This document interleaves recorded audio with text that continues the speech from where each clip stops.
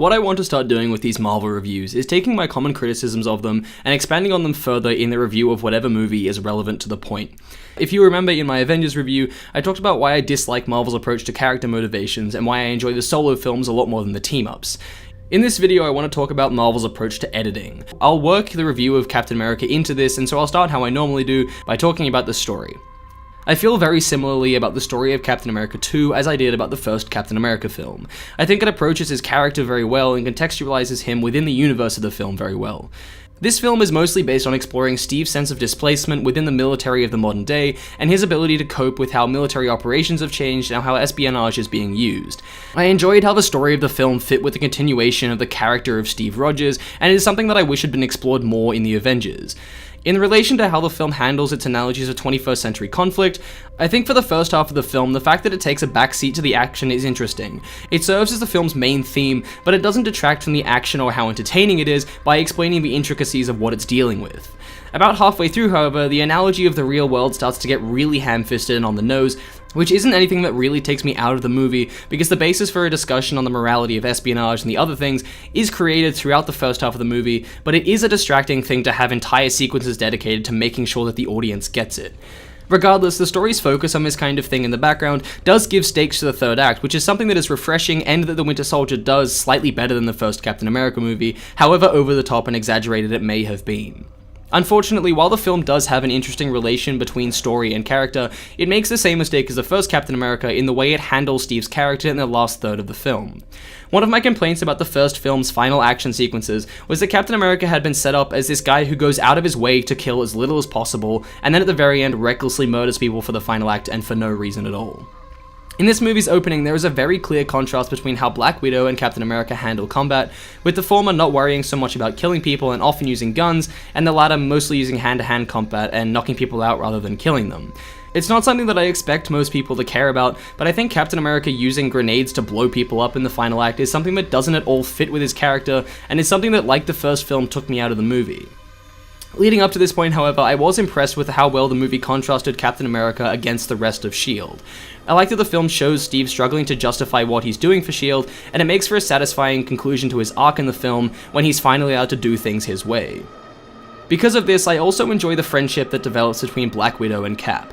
It's cool to see how they influence each other, and it brings a nice but not overbearing lightheartedness to the film's best scenes. They provide each other with a good platform to discuss their feelings in a realistic setting, which also serves as a really good way to give Black Widow's character a bit more humanity. So now I get to talk about what I really wanted to say. I'm gonna skip talking about music for the most part because, like most Marvel films, it's pretty boring and I'm disappointed that the original Captain America theme didn't return.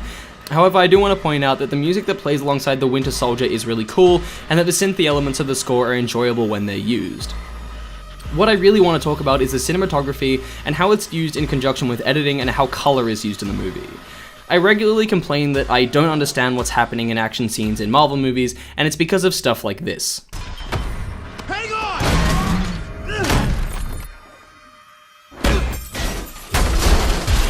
I know what happened during this 6 seconds and 23 frames of film, but only because I went frame by frame to count the cuts. The action here is really complicated, and the speed at which it's happening makes it difficult to film in a way that displays the events clearly for the viewer. During this 7 seconds, the film cuts about every 13 frames, or once every half a second, for a total of 11 times. The longest shot out of the 12 that play is 23 frames long, and for at least half of the shot nothing is visible as Black Widow is motion blurring her way from one side of the frame to the other. My understanding is that the shots here depict Captain America busting the car door off its hinges with his shield after grabbing Black Widow and Falcon. Out of the 12 shots, only 6 of them show the actions of Captain America inside the car. One of these shots is Cap, Black Widow, and Falcon falling out of the car while it's in the air, and 2 more are the setup for the stunt. The 3 shots where it's necessary to decipher what's happening last on average 8 frames. I know it sounds like I'm over-exaggerating my point by giving you the details of such a specific moment, but it's just an example of stuff that's littered throughout the film. Moments where instead of being excited by the action, I'm just wondering what's happening in front of me. As another example, here's a moment later in the same sequence.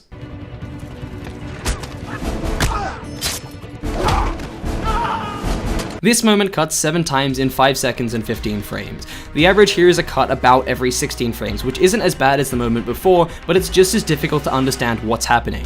especially given that the fourth shot in the sequence entirely changes the position of the characters involved in the stunt. There are moments, however, where the fast editing is handled well, like this moment later in the film.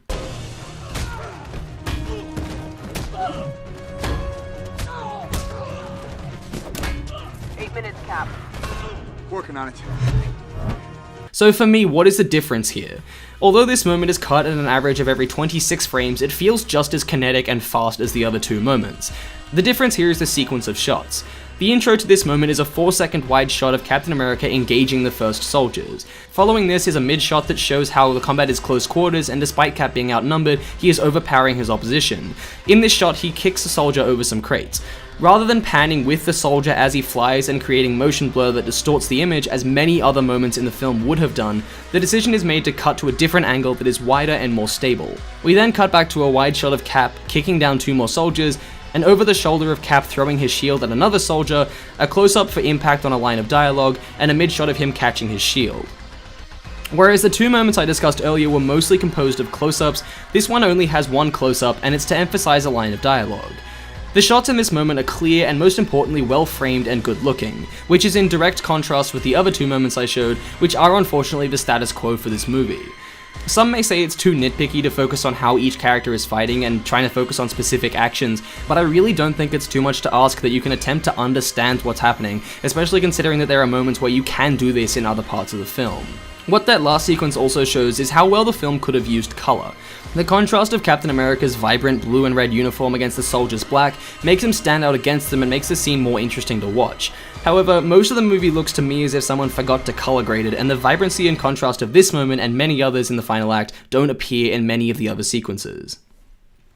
Anyway, I hope that was a decent explanation of what I expect to see in an action scene and that I didn't bore you too much with numbers, because overall I do enjoy the movie. I just wanted to explain what I meant by I have no idea what's happening in the action. Captain America, Cap Am 2, Cap, The Winter Soldier, 7 out of 10.